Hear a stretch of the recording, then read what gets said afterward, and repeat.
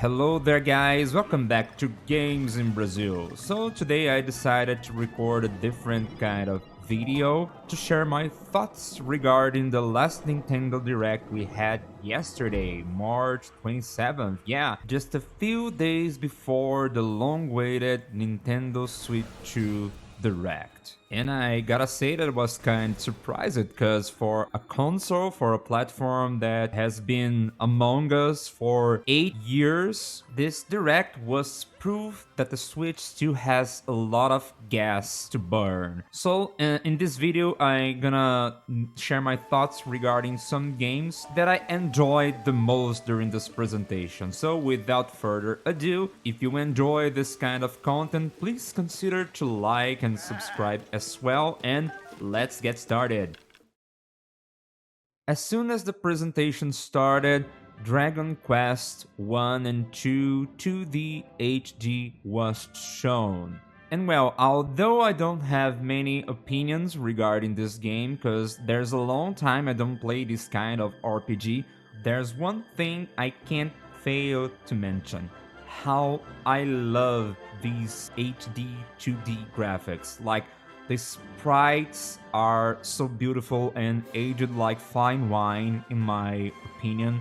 And you mix them with this 3D scenario, it fits perfectly. It's kinda odd to say that, but it fits perfectly. I think it's really cool, and well, it's nice to see that Squeenix has been following this trend since Octopath Traveler, and I really wonder if in the future Squeenix will do the same with Chrono Trigger.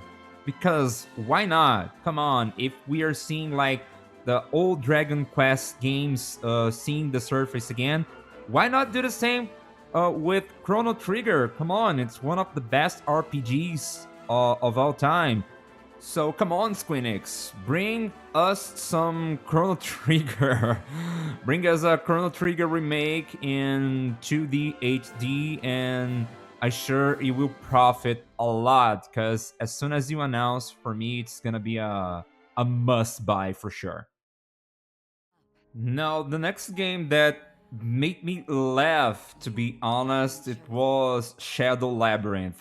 And when the trailer started, I didn't realize that, I didn't pay attention, to be honest, that the game was a Bandai Namco game. And then I saw that yellow ball thing, like, open, like, a mouth like Pac-Man. I thought, well, what the heck's going on here? The main character has a Pac-Man as a companion. What's that? And then later during the trailer, when like the Pac-Man really showed up, like walking on the walls and eating those little balls of light, I couldn't help but laugh here, laugh so out loud, and I thought, what the heck is going on here? Is it a Pac-Man Metroidvania thing? What's happening? And all those mechas and all the other kinds of enemies, I thought, wow, this is really cool. This is amazing. Who the hell had this idea? And then in the end of the trailer, it was their Bandai Namco. Oh, so that now I realize where this game is coming from. Of course, Pac-Man, Namco, come on. It was really cool. This is a game that I'm sure looking forward to play as soon as possible. Let me know your thoughts regarding this game in the comments as well. So, moving on. The next game I like to see was Patapon 1 and 2. And although I've never played these games, and if I'm not wrong, correct me if I'm wrong in the comments, please.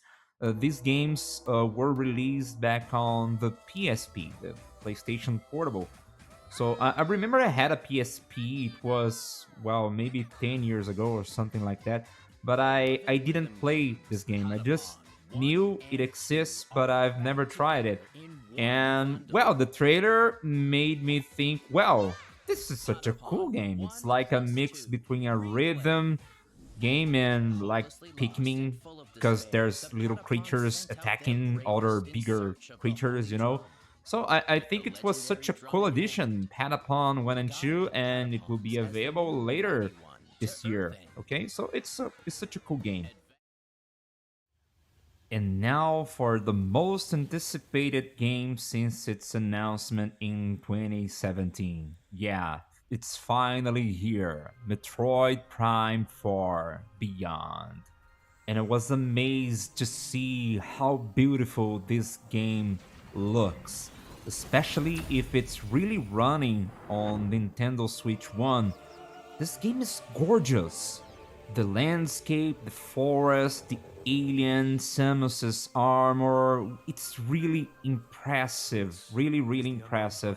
And I believe that this will be by far the most beautiful game we will have on the Nintendo Switch 1. I'm really looking forward to know more information about the game, like regarding the plot, because I don't know if you guys remember the last teaser. I think I can call it teaser we had from this game. It was like everything a mess, like a war was happening. Then I think it's Silux, the like it will be the next villain of the game appeared, like with two floating Metroids beside him. So what happened? Does the war is going to happen there in this new planet, or it was something that happened earlier in the game, then Samus ended up in that new planet? Who knows? And unfortunately, we still don't have a release date for this game. Come on, Nintendo, why are you keeping this date from us so long? I'm really starting to believe that this game will be released together with the Nintendo Switch 2, because maybe there will be a Switch 2 version of the game, or maybe the game will run better on the Nintendo Switch 2. So please let me know your thoughts regarding that in the comments, and let's move on to the next game. And so the next game I found really interesting was Witchbrook. Well, perhaps that games that try to simulate a different way of living is they are kind of trendy nowadays. You know, we have a lot of games that try to replicate the same sensation, and some of them try to mix that sensation with some RPG elements, or there are RPG games that try to incorporate this kind of lifestyle simulator element in the game. You know, there are some RPGs like Harvestella, if I'm not wrong. Rune Factory, if I'm not wrong, does the same kind of thing. And we have games like Stardew Valley, for example, that you have some RPG elements there. Then you can go to the mine, you can upgrade your weapons to deal with the stronger monsters while you keep going down the mines. So things like that. And now perhaps that this game has a new purpose. You're gonna do like a Harry Potter simulator or something like that. That no, you're not farming anything. You're not in cultivating. You're not harvesting anything. No, you're learning how to become a wizard, and you live in this world like as a witch slash wizard student, learning how to do stuff and learning how to survive in this world. You gotta, as far as I could understand, you gotta work in order to have money to pay for your graduation, let's say so. And of course, one thing I can't fail to mention about this game is the pixel art. Well, it looks amazing. It looks so beautiful. I really love pixels. I'm a huge fan of these kinds of graphics. So let me know in the comments, what did you think about this game, if you're gonna buy this like Harry Potter Hogwarts simulator. Let's move on to the next game. And the next game is Rip of the NecroDancer. And the first thing I thought as I started to watch this trailer was, well, a new Guitar Hero like game. That's kind of cool. Although I never had a PlayStation 2, I remember many friends of mine had back then, and we used to play a lot of Guitar Hero. The trailer shown different modes of gameplay, but what I like the most about it is that they're doing like collaboration with other studios of other indie games. Like there will be songs from Celeste and Pizza Tower. Then I think it's really nice to see how the indie games are kind of evolving. For example, take a look how this game looks beautiful. We don't need to rely on AAA games to have fun, you know? There are many good, really good indie games out there with some amazing experience. We don't need to rely on AAA games, neither outstanding graphics, realistic graphics to have fun with a game, you know? So, moving on to the next game. And now we have Pokemon Legends Z-A. Well, I didn't think we were going to see Pokemon Legends Z-A being mentioned in that presentation because we had the Pokemon Presents last month. So I thought that maybe Pokemon Company would be in charge of delivering more information about this game. And to my surprise, more information was revealed during this presentation. And I think the game looks really cool. Like perhaps Lumiose will be the entire game. Perhaps you won't be able to like leave the city. There won't be other areas outside of the city to explore, but Lumiose looks huge, like a open world city game, and I found that quite impressive. Like I know that the graphics are kind of outdated, but yeah, it's the way that Game Freak do stuff, and I don't know if they are right or wrong. If it's like better, it's easier for them to develop the game like this because they have a lot of Pokemon to create the models and everything. So I personally don't have any problem with graphics, you know, because I really enjoy the game by its gameplay and everything. I enjoy the wild area thing in the city, like you gotta enter like in the Safari Zone. Who here remembers the Safari Zone?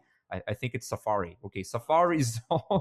Safari Zone we used to have in the previous Pokemon games, like on Pokemon Red and Blue and Yellow. It was really nice. So perhaps we are kind of having the same thing now inside of Lumiose. And like I said, Lumiose looks really huge and it's kind of interesting. And at night, things got crazy. Like the PvP is open and like you now can sneak attack the opponent's Pokemon. I found that so cheap. Oh my god. It's such a doing things in a wrong way, you know? Cause like, come on, attacking from behind. That's kind of tricky. You know, can I say tricky in a not in a good way? You know. So let me know in the comments what do you think about this game. What were your thoughts regarding Pokemon Legends Z-A? And let's move on to the next game. Now we have Rhythm Heaven. Wow, this is such a cool game, isn't it? I'm really not aware of the franchise since I've never played this game before, but the people I know who played this game, everyone just have good things to talk about it. Like the game is really good, it's addicting, it's kind of hard in the beginning to know how to play, but once you know it, you really enjoy playing it. So and I saw many people like trying to forecast what was going to be presented in this Nintendo Direct, and many people were like claiming for, oh, we want another Rhythm Heaven please, because these games are so good. And yeah, perhaps they are really so good because I had a lot of fun watching the trailer, especially with the little girl saying "Boop," at the end of every sentence, you know. So this game will arrive only in 2026, and like I said, like I mentioned previously in the beginning of this video, I think this is one of the games that prove that Nintendo Switch has much more to offer than it looks, even after this amount of years in the market, we are sure gonna have nice games in the future without any question. So let's move on. And the next one we had Marvel Cosmic Invasion. Well, these kind of beat them up games, especially with pixel graphics, brings me so much nostalgia because I think everyone who was born in the 90s, even if nowadays they don't play games like these, they sure played a lot in their childhood. Like me, for example, I used to rent these games and to play with my cousins, to play with my friends. Games such as Final Fight, such as Teenage Mutant Ninja Turtles, Turtles in Time for the Super Nintendo. So these beat them up games are kind of cool. I maybe give this one a chance to play with my wife. So there's a long time I don't play this kind of game, and I found this one quite impressive. It has a such a nice pixel art, many characters, so you can choose the characters you enjoy the most, the characters you like the most to deal with the bad guys. This is like everything we wanted back then. We wanted more characters to play. The more characters, the better to deal with the bad guys, you know? So, moving on to the next and the final game.